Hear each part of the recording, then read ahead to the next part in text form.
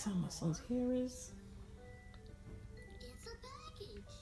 Look, there's her name and address. That's a lot of I gotta stamps. wash his hair. I'm just Really pre-pooling it right now. Wow.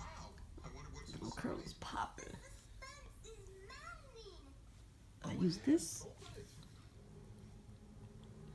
So, Okay, after I shampoo his hair, after I pre-poo his hair for an hour, I use the shampoo, the Cantu for Kids shampoo.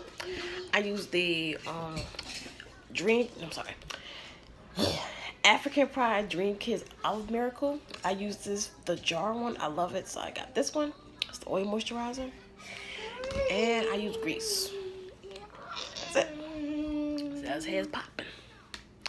I'm gonna show y'all his hair after I wash it and after I braid it.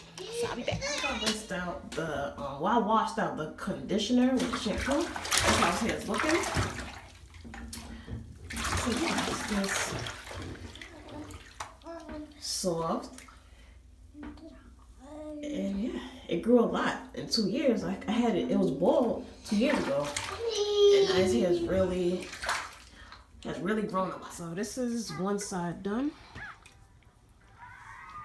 I do this side the same way. I'm doing the top in cornrows. So yeah, almost finished. I am done. I put cornbraids in the front. I'm still working on cornbread because it's kind of sloppy. So yeah, that's how it's looking. So I just like to do his hair so it won't be in his face. So yeah, that's the finished product. Yep. So yeah, that's pretty much it. When I do my son's hair, I wash it, condition it, put some leave-in in it and grease, and that's all I use for his hair. Make sure it's not too weighed down. But yeah, if you like this video, give it a thumbs up. Subscribe to me if you like, and I'll see you on my next video. Thank you all for watching. Follow me on Instagram, put that down below.